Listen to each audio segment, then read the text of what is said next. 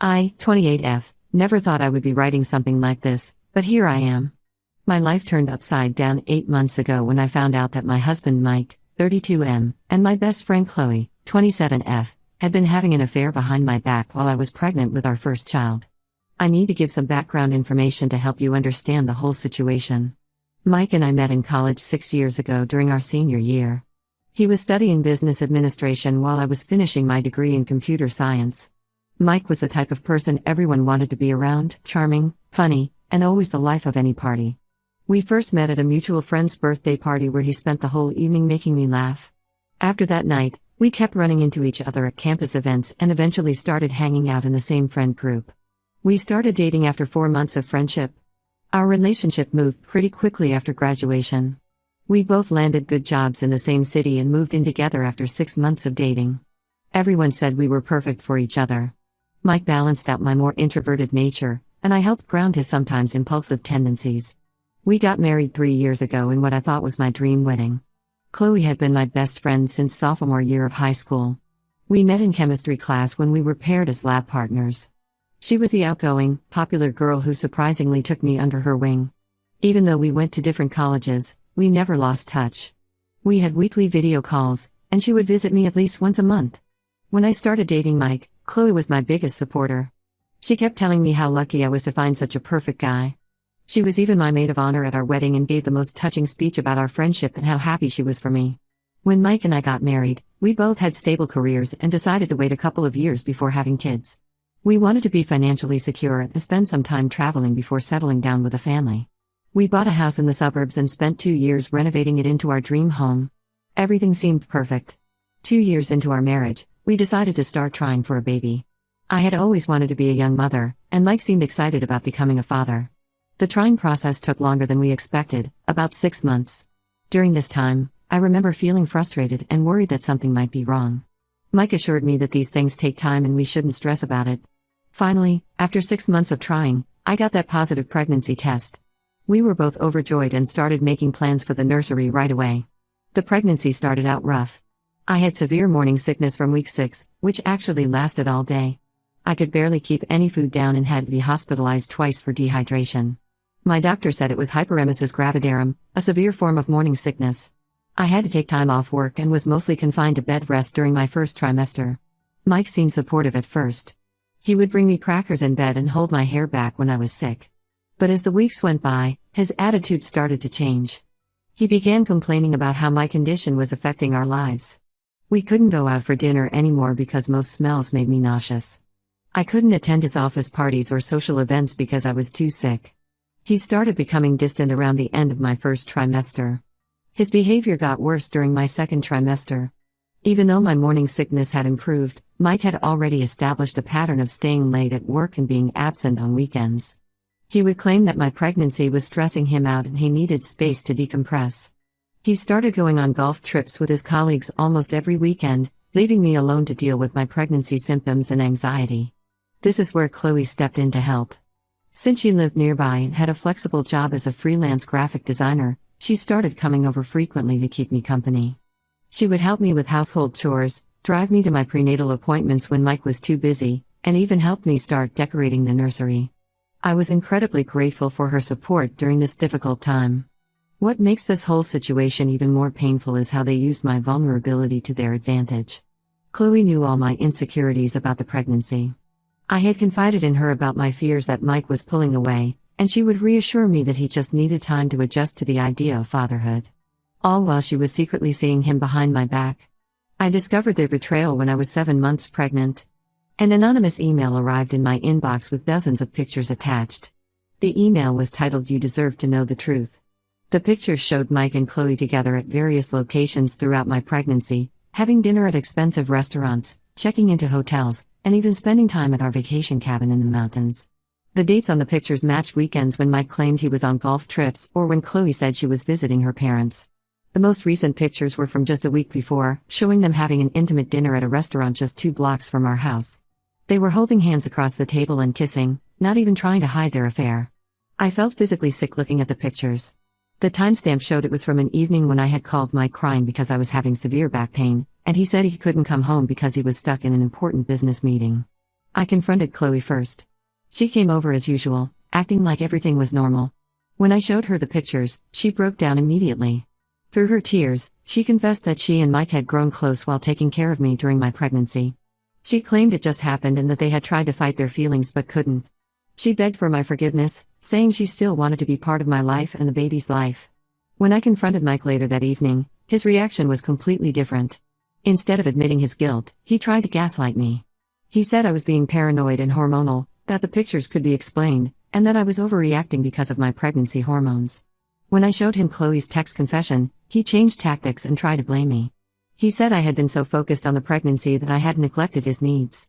He actually had the audacity to say that Chloe had been there for him when I wasn't. I packed my bags that night and moved in with my sister.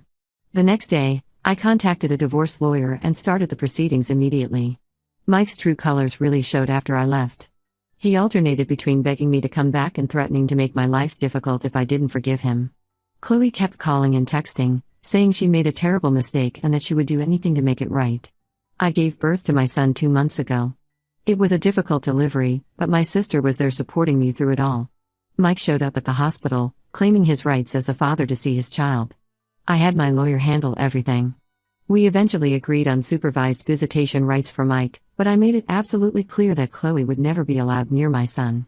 Now, just when I thought things couldn't get more twisted, Mike and Chloe announced their engagement last week. They claim they are truly in love and want to get married. Chloe had the nerve to send me a long email saying that since she's going to be my son's stepmother, we need to find a way to coexist peacefully. She even suggested family therapy so we could all heal together and create a healthy environment for the baby. I lost it after reading her email. I replied telling them both to go to hell and that Chloe would never be anything to my son. Mike is now threatening to take me to court to modify the custody agreement, claiming I'm being unreasonable and not considering our son's best interests by keeping his future stepmother away from him. I know I'm not wrong here, but the whole situation is making me physically sick. How dare they act like victims and demand to be part of my son's life after what they did to me? How do I protect my son from these toxic people while still following the court's visitation orders? Edit. Thank you all for your support and advice. To clarify some points, yes, I have full documentation of their affair, including the pictures and their admissions via text. My lawyer has everything. Also, the anonymous email came from one of Mike's co-workers who felt guilty about covering for him all this time. Update 1: Things have escalated beyond what I could have imagined. After my last post and reading all your comments suggesting that there might be more to the story, I decided to dig deeper into Mike and Chloe's relationship timeline because several things weren't adding up. I started by reaching out to our old college friends and mutual acquaintances who I had lost touch with after getting married. At first, most of them were hesitant to talk, but once they learned about the affair and my current situation, they started opening up. What I discovered has completely shattered any remaining doubt I had about divorcing Mike. Jessica, one of our closest friends from college, finally broke her silence. She told me that she had caught Mike and Chloe together at our company's Christmas party 2 years ago when I was down with severe food poisoning and couldn't attend. She had gone to the bathroom and found them making out in the hallway. When confronted, Mike had begged her not to tell me, claiming it was a one-time drunk mistake and that he loved me. He convinced her that telling me would only hurt me unnecessarily. Chloe had backed up his story, crying and saying she felt terrible about it. Jessica said she's been carrying this guilt ever since. After Jessica's revelation, more friends started coming forward. Tom, Mike's former roommate, admitted that he had seen Mike and Chloe together multiple times before I even got pregnant. He had assumed I knew about it and that we had some sort of arrangement. Another friend mentioned seeing them at a restaurant in a different city where Mike claimed he was attending a business conference. This was almost a year before I got pregnant. But the most devastating discovery came when I went to our old house to collect the last of my things. While going through Mike's closet, I found an old jacket he rarely wore. In its pocket was a half-empty bottle of male birth control pills with a prescription date from 18 months ago. Everything suddenly clicked into place. During the 6 months we were trying to get pregnant, Mike had been secretly taking birth control pills to prevent conception. All those nights of trying, all my tears over negative pregnancy tests, all the fertility tracking and temperature monitoring, it was all a sick joke to him. He had been actively preventing us from having a baby while watching me blame myself for our fertility struggles. I took pictures of the pills and called Mike for an explanation. To my surprise, he broke down immediately. The truth that came out was worse than anything I could have imagined. He confessed that he and Chloe had been having an affair for over a year before I got pregnant.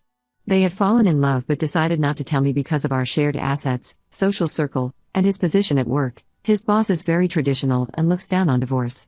Mike admitted that he had been taking the pills because he didn't want to have a baby with me when he was planning to leave me for Chloe. The pregnancy caught him off guard. Apparently, he had missed a few doses during a business trip. When I got pregnant, he stayed out of obligation and guilt, but his resentment toward me grew throughout the pregnancy. When I asked why they didn't just come clean when I got pregnant, his response made me sick. He said Chloe had convinced him that raising my baby together would be the perfect solution. They could have a family without Chloe having to go through pregnancy herself. Apparently she doesn't want to ruin her body with pregnancy. They had planned to push for joint custody after the divorce, with Chloe playing mommy to my child. Chloe's reaction to being exposed was perhaps the most disturbing part. Instead of showing any remorse, she started bragging to mutual friends about their great love story and how she had won in the end. She even posted a long rant on Facebook about how love finds a way and how sometimes good people make bad choices for the right reasons. The final straw was a message she sent me last night. She wrote that my son would probably end up loving her more since she would be the fun stepmom while I would just be the bitter ex-wife who couldn't keep her family together. She also mentioned that once they get married, they plan to have my son call her Mama Chloe. I've shared all this new information with my lawyer. We're now pushing to modify the custody agreement, arguing for only limited supervised visitation for Mike given his history of deception and manipulation. Several friends have agreed to testify about their knowledge of the long-term affair and Mike's manipulative behavior. What hurts the most isn't even the affair anymore, it's realizing that my entire marriage was a lie. Every anniversary celebration, every vacation, every moment I thought we were building a life together, Mike was actively working against our future. He watched me cry over negative pregnancy tests while holding birth control pills in his pocket. He let me blame myself for our fertility issues while knowing the truth all along. The most ironic part? Chloe can't seem to understand why I won't get over it and co-parent peacefully with them. She keeps sending messages about how she'll be such a great stepmom and how we should all go to family therapy together. Yesterday, she actually suggested that she should be present at Mike's supervised visitations to help the baby bond with his new family. My lawyer is documenting everything for our upcoming court date. The friends who have come forward with information have agreed to testify if needed. I'm also filing for a restraining order against Chloe since she won't stop contacting me through different numbers and social media accounts. I just want to thank everyone who encouraged me to dig deeper. Without your support, I might never have discovered the full extent of their deception. Edit. Several people have asked about Mike's parents' reaction to all this. They're actually devastated. His mom called me crying after finding out about the birth control pills. They've promised to support whatever custody arrangement I pursue, saying their grandchild's well-being comes first. Update 2: The custody battle has taken an unexpected turn that even my lawyer didn't see coming. Last week, I received a message from someone I never expected to hear from, David, Chloe's ex-boyfriend from 3 years ago. He had seen Chloe's engagement announcement on social media and felt compelled to reach out to me with information that has completely changed the dynamics of my custody case. David revealed that Chloe has a history of pursuing married men, particularly her close friends' husbands. What happened with Mike and me wasn't a case of love finding its way as Chloe likes to claim, it was part of a calculated pattern she had perfected over years. According to David, Chloe had successfully broken up 2 other marriages before targeting mine. He shared screenshots of conversations between Chloe and her college friends where she would brag about her conquests. The messages were disturbing. She would detail her strategies for getting close to married men, using their wives' trust to spend time with their husbands, and eventually pushing for marriage once the divorces were finalized. The first was her college roommate's husband, back when Chloe was 23.